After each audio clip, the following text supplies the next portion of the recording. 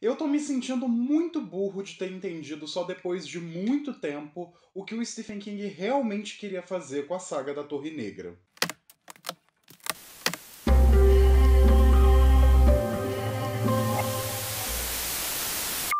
Olá, sejam muito bem-vindos ao Fita Maldita. Eu sou Gustavo Fiô e no vídeo de hoje nós vamos desbravar as planícies da Terra Plena e encontrar alguns aliados formidáveis e continuar nossa jornada em direção à Torre Negra. Pois é, a gente voltou com um projeto de leitura aqui no canal e hoje eu vou falar sobre mais uma obra escrita pelo Stephen King. Publicado originalmente em 1987, A Escolha dos Três é o segundo volume da saga da Torre Negra e esse aqui é o quarto, quinto. Enfim, eu sou de humanas, eu já perdi a conta, mas esse é algum vídeo inserido no projeto de leitura sobre esse universo criado pelo mestre do horror. Só que antes da gente se reunir com um cowboy marrento, um drogado, uma cadeirante e uma criança, não esqueça de curtir o vídeo, se inscrever no canal caso ainda não seja inscrito, ativar o sininho para receber todas as notificações, me seguir nas redes sociais que estão linkadas aqui na descrição e também compartilhar com seus amigos para trazer mais almas pro Fita Maldita. Então, vocês provavelmente devem se lembrar do meu surto com o primeiro volume da Torre Negra, que foi O Pistoleiro, esse aqui. Que foi o último vídeo que eu fiz aqui pro canal e se vocês ainda não viram, vão lá conferir. Eu realmente não tinha curtido, eu achei a narrativa estranha, fragmentada, e dá pra perceber que esse livro foi escrito numa época que o Stephen King estava começando a trabalhar como autor, então é uma escrita muito amadora. Depois disso eu fiquei com um puta pé atrás de continuar esse projeto, principalmente porque eu já tinha lido algumas reações na internet, pessoas dizendo que era uma saga chata, que era arrastada, que era lenta, que o final não era bom. Só que é aquilo, eu já tinha comprado todos os livros e eu já tinha começado a fazer os vídeos aqui. Então eu falei, ai, bora. E olha, felizmente eu gostei muito desse segundo volume. Eu tenho algumas ressalvas, porque afinal de contas, eu sou uma gay chata pitchfork que não consegue ser feliz o tempo todo, mas ao mesmo tempo eu acho que nesse segundo livro ele consegue apresentar muito melhor o que ele quer fazer na saga, e também é um livro muito mais completo do que o primeiro. Só que não tanto assim.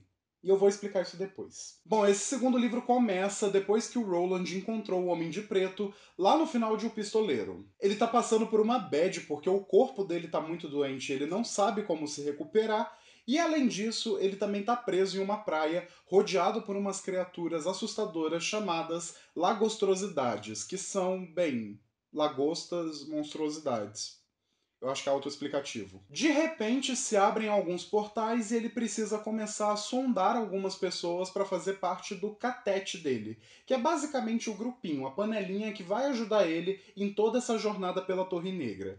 Por sinal, eu ainda não entendi o que ele precisa fazer, eu só sei que ele tá andando até lá e uma hora ele chega. E essas pessoas que vão ser selecionadas, elas estão diretamente ligadas àquela profecia que o Homem de Preto fez no primeiro livro, envolvendo umas cartas ali falando sobre o prisioneiro, a dama da noite e a morte. E o livro então acaba se dividindo em 3 capítulos e cada um deles serve para ele encontrar uma dessas pessoas ao mesmo tempo em que ele está tentando sobreviver nessa praia.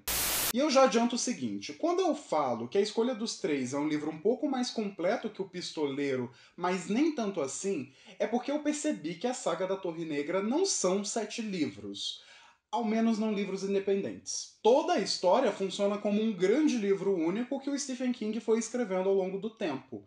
Então você não tem esse sentimento de que essas histórias têm um começo, um meio e um fim. Não é tipo, sei lá, Harry Potter, em que eles estão ali na escola de Hogwarts e cada livro vai se passar durante um ano e eles têm vilões específicos para cada um desses anos, mas depois que acaba você tem um tempo de respiro para voltar para o próximo, que já vai ser uma narrativa própria. Não, aqui a gente consegue ver rapidamente a narrativa se esticando por todos os 7 livros como se eles fossem capítulos e não livros em si. Então eu acho que notar esse rolê fez com que eu gostasse muito mais desse segundo livro e ao mesmo tempo repensasse algumas coisas sobre o primeiro. Porque quando a gente para pensar, o Pistoleiro serve meio como que o prólogo dessa história. Você conhece alguns personagens, mas a história não corre do jeito que ela tem que correr. E A Escolha dos Três é mais como se fosse um primeiro capítulo, que de fato vai apresentar toda a narrativa. Ah, e o melhor de tudo é que esse livro ajuda também a contextualizar algumas coisas que estavam presentes naquele primeiro livro. Então, se você leu O Pistoleiro e não entendeu porra nenhuma, aqui você consegue ter uma compreensão um pouquinho melhor. Ah, e é claro, ajuda também que é um livro um pouquinho maior, que foi escrito depois de muito tempo, que já mostra um Stephen King amadurecido como escritor. Então eu acho que ele acaba funcionando melhor como uma introdução para a Torre Negra do que o próprio Pistoleiro. Mas eu ainda assim recomendo que vocês leiam o Pistoleiro porque é importante para entender essa narrativa. Mas vamos lá para os personagens. O primeiro apresentado no livro é o Ed Dean, que é um drogado yuppie que vive na Nova York de 1987. Ele tá fazendo uma missão perigosíssima para um traficante e é meio que no meio disso que o Roland acaba conhecendo ele. E é importante frisar aqui que quando o Roland conhece cada um dos três personagens, ele meio que possui o corpo dessas pessoas. Ele fica vendo através dos olhos dela. E isso leva um tempinho até a gente se acostumar. Tanto que esse primeiro capítulo, ele realmente é o maior do livro, e eu acho até que ele se estica um pouco demais, mas eu entendo, porque ele realmente precisa apresentar esse conceito e mostrar mais ou menos como que vai ser as jornadas do Roland dali pra frente. Eu sinto também que ele acaba fazendo uma apresentação um pouco maior desse personagem do que dos outros que vão ser trazidos depois no livro, mas eu entendo isso porque eu acho que é uma forma de você explorar essa conexão do Roland com as pessoas que fazem parte do catete dele. E eu gosto muito do Ed, porque ele é um personagem muito complexo, que tá lutando contra o vício ao mesmo tempo em que tem um coração muito bom. Eu gosto da forma como ele começa como um porre insuportável, mas aos poucos ele vai ficando fofo, porque aqui você tem um senso de desenvolvimento de personagens muito bem construído. E o Stephen King também manda muito bem nas cenas de tensão, porque essa é a parte que envolve umas sequências de ação maiores e eu gosto da forma como ele insere a tensão aqui. A segunda figura do Catete é uma mulher chamada Odetta Holmes, que é uma pessoa negra cadeirante que está vivendo na Nova York de 1964. E eu gosto muito desse capítulo porque ele meio que vai apresentando um mistério ao redor da Odetta.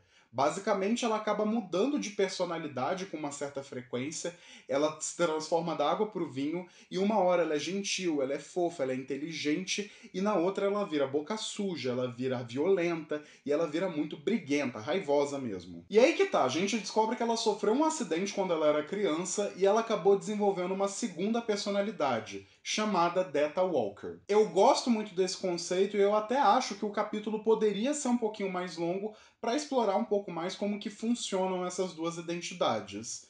Mas ao mesmo tempo, é aqui que eu tenho a minha maior ressalva com o livro. E antes que você venha me tacar pedra, eu sei que o Stephen King é um cara branco que escreve ficção desde a década de 60, em uma época onde a representação de minorias não era um debate tão forte e tão consolidado. E dito isso, eu tenho muito problema com a forma que ele escreve a Detta. Esse aqui é um exemplo muito forte do estereótipo da mulher negra raivosa, e para piorar, ele ainda torna ela extremamente sexualizada e animalesca. Isso é muito problemático, tipo, pra caralho. As partes que ela aparecia como Detta me davam um desconforto real, porque é algo que, em uma leitura atual, não passa despercebido. E eu sei que a gente não pode ficar julgando obras do passado pelas sensibilidades contemporâneas, mas ao mesmo tempo a gente precisa entender que esse tipo de retratação ajudou a fomentar a ignorância, a intolerância e o preconceito durante anos. Então é muito importante a gente ter essa visão um pouco mais crítica para falar sobre essas obras mesmo que a gente goste delas. Por isso é o tipo de deslize que não passa batido por mim e que me causa uma certa revolta.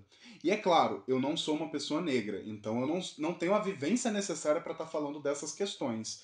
Mas ainda assim a gente exerce aquele negócio chamado empatia e a gente vê que, poxa, é problemático. Passando pro próximo, a gente tem o Jack Mort, que é um cara que vive ali na década de 70 em Nova York e que é profetizado como a terceira pessoa que o Roland precisa encontrar. Só que, curiosamente, ele não vai fazer parte do catete. Na real, esse cara é um doido psicótico que está envolvido diretamente em dois acidentes importantíssimos na vida da Odetta. Tanto na criação da Detta, quanto no acidente que deixou ela cadeirante. Ah, e ele também é o responsável por ter matado o Jake Chambers, aquele menino que o Roland deixa morrer pela segunda vez lá no primeiro volume da Torre Negra. Tadinho. E quando a gente visita ele, o Jack, no caso, ele meio que ainda não matou o Jake. Ou seja, o Jake ainda não foi parar no mundo do Roland. Então logo começa toda uma aventura surtada para tentar acabar com esse cara e impedir que ele mate o garoto. Eu acho bem curioso como esse capítulo é justamente o mais frenético e o mais intrigante do livro, ao mesmo tempo em que ele acaba levantando umas pira alucinadas sobre paradoxos temporais, realidades paralelas e até mesmo esse senso de destino que o Roland tem na vida das pessoas que ele acaba interagindo. É definitivamente o meu favorito do livro. E bem, no fim a gente meio que tem o retorno do Jake, é um Jake bem diferente do que a gente conhece no primeiro livro, e agora ele é o terceiro escolhido para fazer parte do catete do Roland. Então você tem todo esse senso de aventura, de realização e também de mistério pelo que vai vir a seguir. E eu acho que isso acaba tornando esse livro uma experiência muito mais agradável.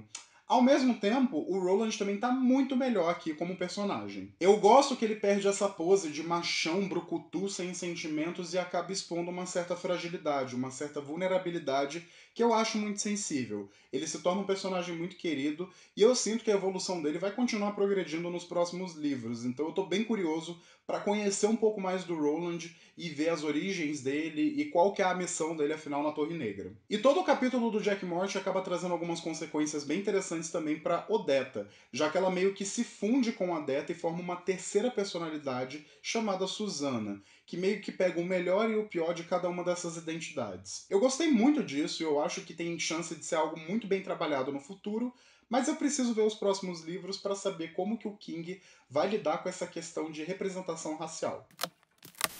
Enfim, eu gostei bastante desse segundo capítulo da Torre Negra e eu acho que, de fato, é um livro muito superior ao primeiro em vários e vários aspectos.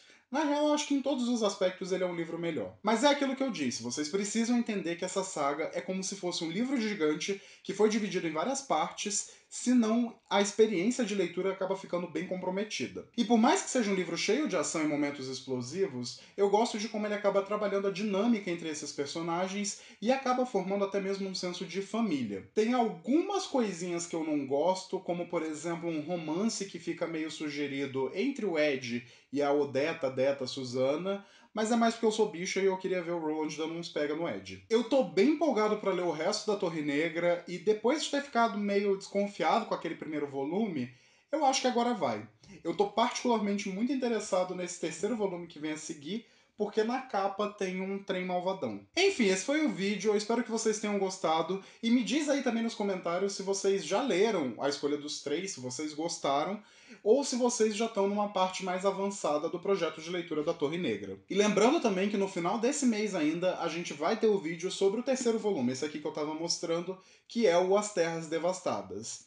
E deem também uma conferida na planilha da Torre Negra que eu deixei aqui embaixo sobre o projeto, porque eu fiz algumas mudanças ali em relação às datas dos vídeos. Pelo amor de Deus, não esqueçam de me seguir nas redes sociais que estão aí embaixo, compartilhar o vídeo para chegar em mais gente, e é claro, se lembrem, eu vejo vocês muito em breve.